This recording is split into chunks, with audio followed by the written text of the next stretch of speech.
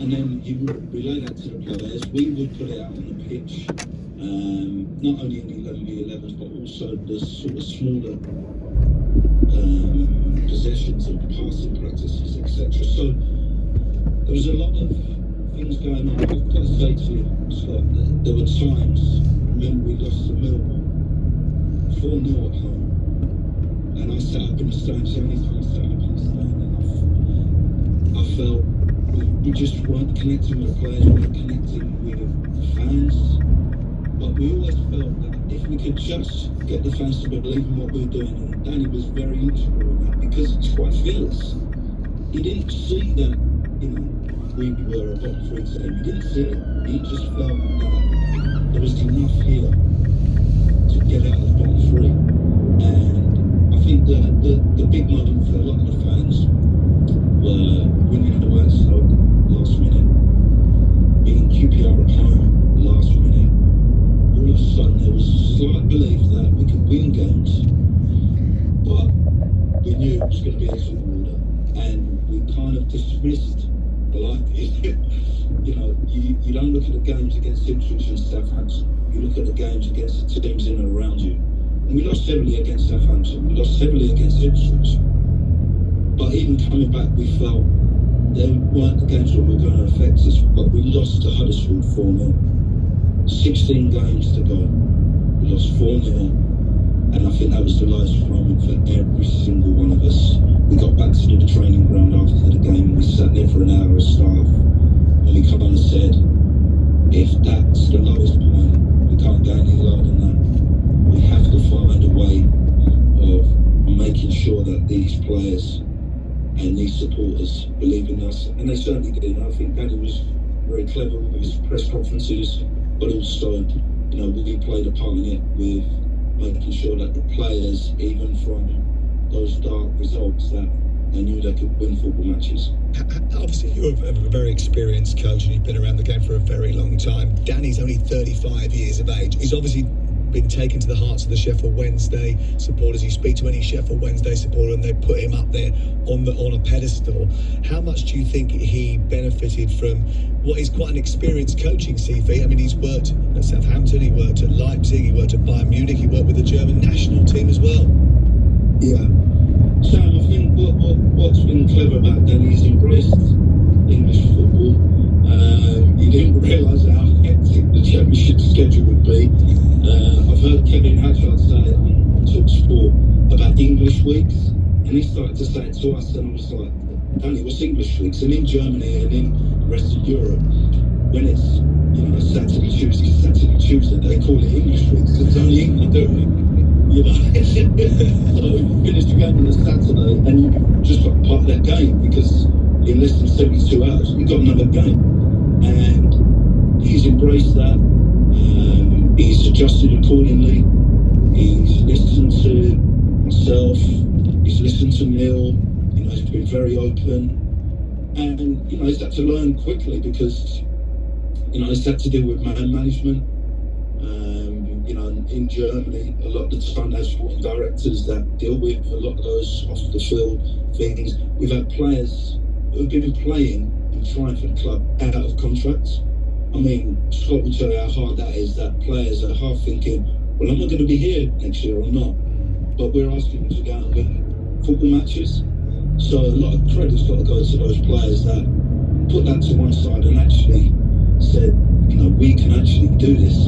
And there's been some harsh words amongst the staff, there's been some harsh and emotional talks with the players, but they've embraced it. And we kept saying to them, imagine doing this, because you'll be remembered for a long, long time that you were the side and you were the group of players that everyone wrote off, but actually you've achieved something that no other team's achieved. And that's been a big thing for me, that these players have achieved something. Okay, there's not a trophy, there's nothing like that, but actually the hard work they put in last year, achieving, I mean, one miracle last year with regards to their playoff semi-final and the final, but then they've achieved virtually another miracle this year. What about next season, Chris? What does the future hold for Sheffield Wednesday? What do you need to do you think, to tap into the positive momentum that you had at the end of the season to make sure that you're well clear of a relegation battle next time around? Because you look at Portsmouth and Derby coming up from League One, that they're going to be competitive. It's going to be a difficult season again. Well, we all know the Championship will be, because one of three of Leeds, Southampton, West Bromwich Albion and Norwich will be in the league again. We know Sheffield United are coming down. The city is happy about that. The Blue Heart, because there hasn't been a Sheffield derby for 7 years.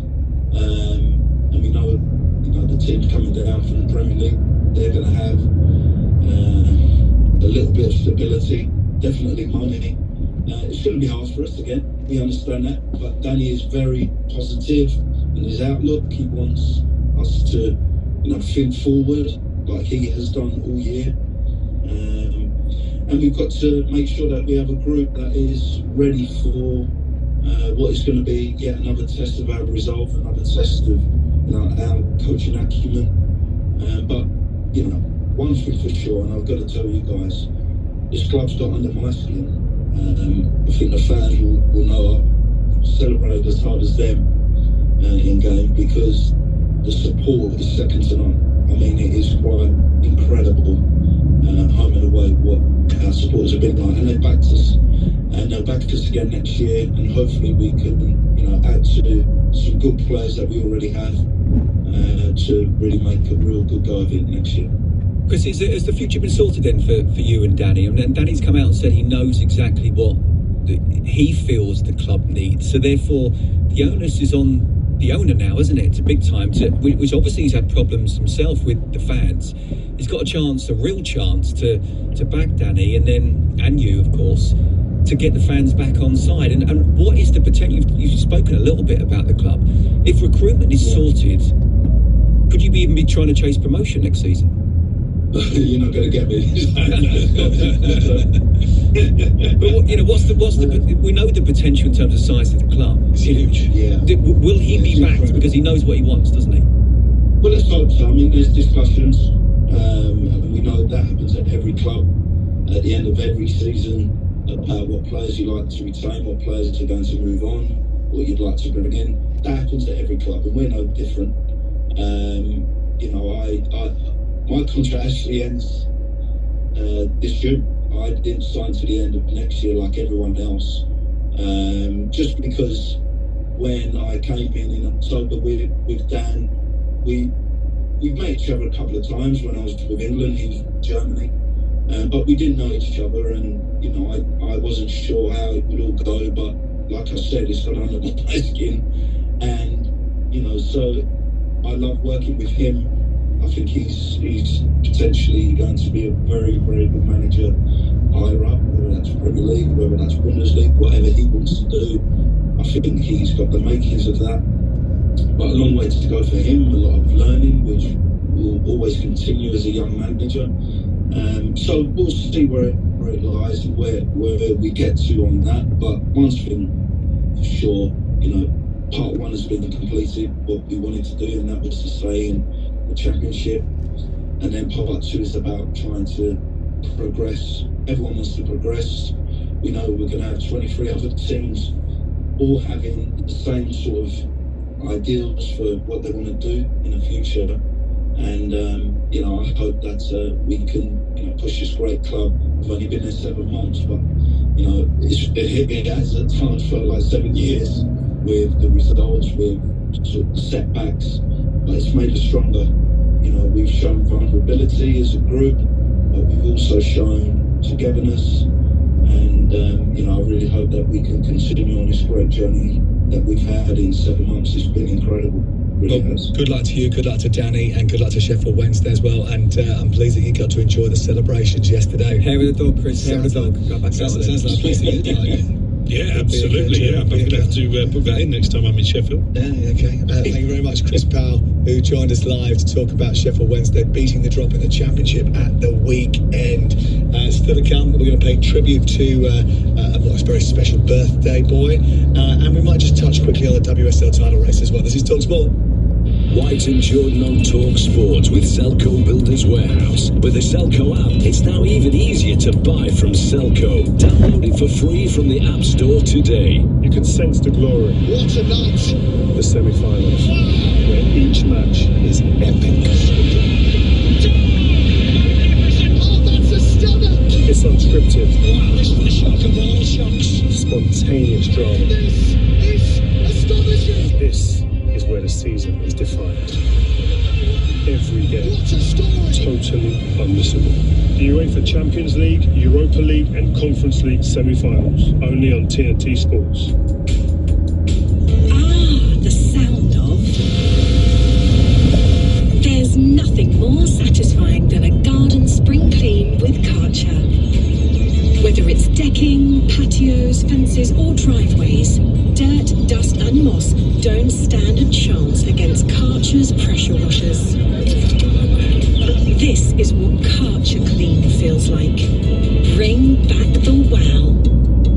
The McDonald's Chicken Big Mac is back, but not for long. So don't miss out on the 3 layers of soft bun. Don't miss out on the iconic, delicious Big Mac sauce, those crisp, tender chicken patties, that fresh shredded lettuce, that melty cheese, and don't miss those delicious gherkins. Unless you want to take them out. Don't regret it. Get it. From 11 a.m. until the 28th of May. Subject to availability. Participating restaurants only. You've arrived, your dream holiday. You got there for less thanks to comparing flight prices on Kayak. An idyllic local restaurant nestled in the cliffs. A peaceful pool with your own private sunbed. This is the life. All you have to do is actually book it. Don't holidays, use Kayak to compare flight prices from hundreds of travel sites and bag a great deal. Search Kayak and go see for yourself. Oh, not near the house, please. Come on, up the other end of the garden. It's fine, Mum! Oh, it's gone straight through the kitchen. We'll get someone out to replace that for you. Don't worry. With Direct Line's accidental damage cover,